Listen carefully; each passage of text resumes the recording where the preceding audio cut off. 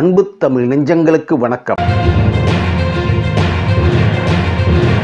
படம் பார்க்கும் நேரத்திற்கு மட்டும் பணம். PVR அறிவிப்பு. பின்னணியில் ட்விஸ்ட் வைக்கும் செம பிளான்.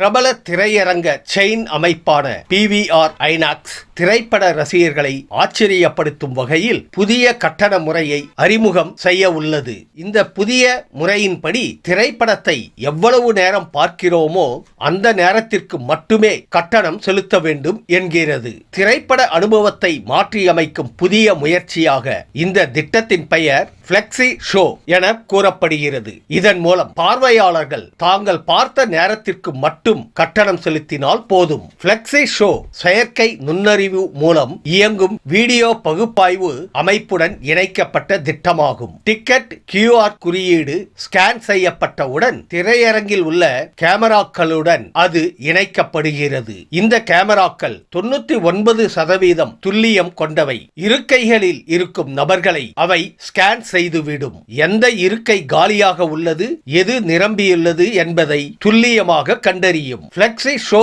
டிக்கெட் முறையில் நேர அடிப்படையிலான படத்தை திரும்ப பெறும் முறை அறிமுகப்படுத்தப்பட உள்ளது. இதன் மூலம் பார்வையாளர்கள் எந்த நேரத்திலும் திரைப்படத்தை விட்டு வெளியேறி படத்தை பெற முடியும். படத்தின் 75%க்கும் அதிகமான நேரம் மீதமிருந்தால் டிக்கெட் விலையில் 60% திரும்ப பெறலாம். 50.75% மீதமிருந்தால் 50% தொகையை திரும்ப பெறலாம் மற்றும் 25.50% மீதமிருந்தால் 30% தொகை திரும்ப பெறப்படும். குடும்ப அவசரம், பணி நிமித்தமான அழைப்பு அல்லது பிளான்களில் ஏற்படும் மாற்றம் என எதுவாக இருந்தாலும் ஃப்ளெக்ஸி ஷோ பார்வையாளர்கள் தாங்கள் டிக்கெட் வாங்கியதற்கு முழு கட்டணம் செலுத்த வேண்டியது இல்லை.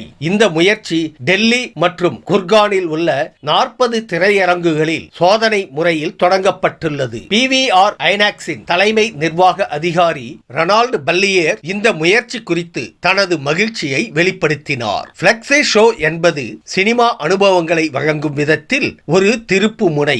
இன்றைய திரைப்பட பார்வையாளர்களின் நவீன வாழ்க்கை முறைக்கு ஏற்றவாறு இந்த முயற்சியை வடிவமைத்துள்ளோம். வாழ்க்கை கணிக்க முடியாதது என்பதை நாங்கள் உணர்கிறோம். சில நேரங்களில் பார்வையாளர்கள் படம் முடிவதற்கு முன்பு வெளியேற வேண்டியிருக்கலாம். ஃப்ளெக்ஸி ஷோ மூலம் முழு டிக்கெட் விலையையும் செலுத்த வேண்டியது இல்லை. 30 நிமிடங்கள் பார்த்தாலும் சரி, 2 மணி நேரம் பார்த்தாலும் சரி, எவ்வளவு நேரம் பார்த்தீர்களோ அதற்கு மட்டும் கட்டணம் செலுத்துவீர்கள். மீதமுள்ள தொகை எவ்வளவு நேரம் மீதம் இருந்தது என்பதை பொறுத்து திரும்ப பெறப்படும் என்று கூறினார். உண்மையிலேயே ரசிகர்களுக்கு இந்த திட்டம் நன்மையா? இந்த திட்டத்தை கேள்விப்பட்ட பலரும் PVR எவ்வளவு தாராள மனசோடு இருக்காங்க என்று வியப்படைந்தாலும் உண்மை நிலவரம் வேறு. இந்த திட்டத்திற்கு ஒரு குறிப்பிட்ட பிரீமியம் கட்டணம் இருக்கும். அதாவது திரைப்படத்தை பார்க்க தொடங்கும் முன்பே ஒரு குறிப்பிட்ட தொகையை செலுத்த வேண்டும். பின்னர் பார்த்த நேரத்திற்கு ஏற்ப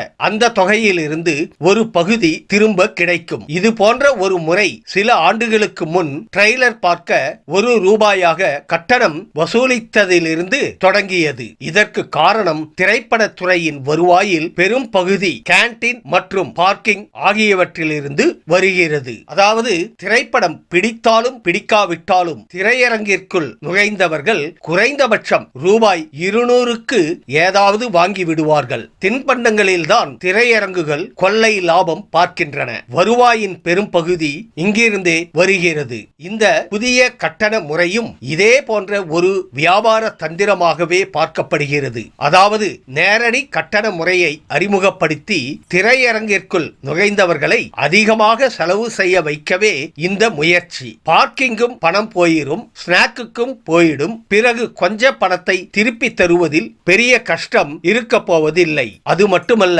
பெரும்பாலானோர் பாதி படத்தில் போக போவதும் இல்லை. ஆனால் பலரும் இந்த புது திட்டத்தில் சேர்வதால் படத்திற்கு போக தூண்டுதல் ஏற்படும். இப்படி பல வகைகளில் கொக்கி போடுகிறது இந்த திட்டம். இந்த புதிய திட்டம் பற்றிய சிலரின் கருத்துக்கள். இது திரைப்படத்துறையின் வணிக நோக்கத்திற்காகவே உருவாக்கப்பட்ட ஒரு தந்திரம் என்றே கூறுகின்றனர். அதே சமயம் சிலர் இந்த திட்டம் நுகர்வோருக்கு ஒரு வகையில் நன்மை தரும் என்றும் வாதிடுகின்றனர். PVRின் இந்த புதிய கட்டண முறை திரைப்படத்துறையில் புதிய விவாதங்களை ஏற்படுத்தியுள்ளது.